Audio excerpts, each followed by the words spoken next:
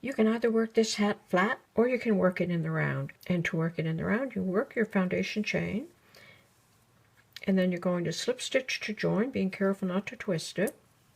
So slip stitch to join, and then you just chain 2 and start working around, making your double crochet in each stitch around.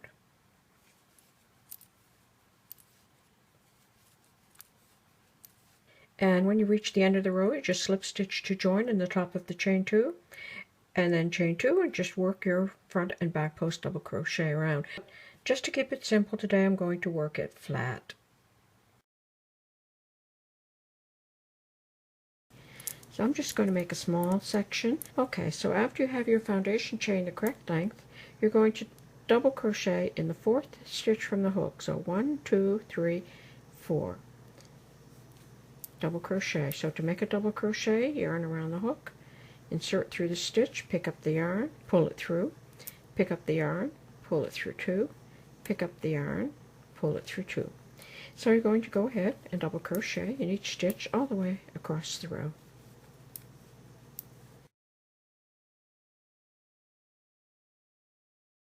Okay, when you worked all the way across the row, you're going to chain 2, 1, 2, and you're going to turn. And now you're going to alternate front post and back post double crochet across the row. So the same as usual, yarn around the hook. From the front, you're going to go around the post of the double crochet of the previous row. That's the front post. Now to make a back post, you're going to go from the back around the post of the double crochet. And you're going to repeat that across the row. Front post, back post. And work that all the way across the row. And when you get to the end of the row, you'll have that one stitch left. And this was a front post, so you're just going to, again, do the same thing in that last stitch. Okay, and that's what that looks like. And that is the first 2 rows. So you're going to have a row of front and back post double crochet here at this side. And this is also the same thing, a row of front and back post double crochet as the last row.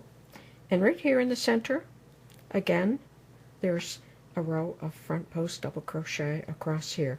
So now I'm just going to show you how you do this section.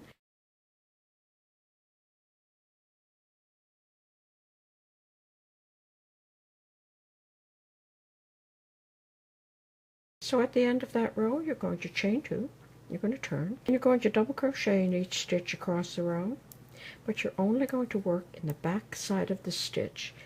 In crochet, when you look at a stitch from the top, it has 2 sides. Work only in the back side of the stitch. So you're going to double crochet in each stitch all the way across the row.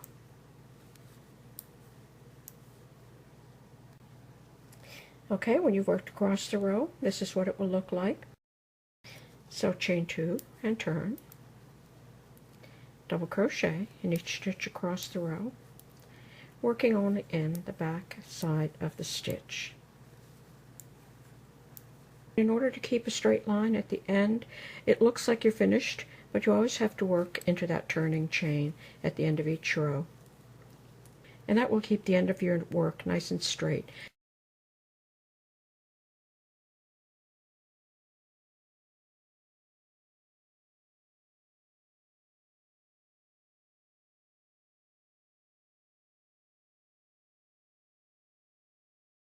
So chain 2, start working back across the row,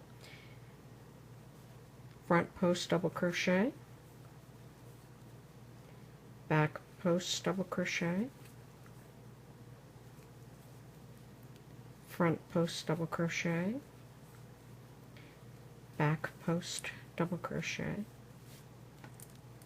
And you can see that just working that row of front and back post double crochet, it was just a plain row of double crochet here, but as if by miracle, it looks like you've worked 2 rows. Then you just repeat this section again here, and this section again here.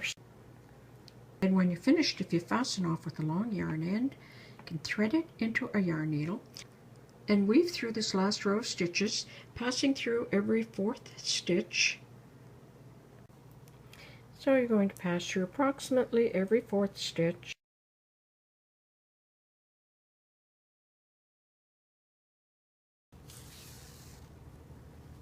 So do that all the way across the row, like that. And then you're just going to pull to gather up and close the top of the hat. And just take a couple of stitches here to secure it. And then just fold the hat and bring the two ends together. And sew the back seam.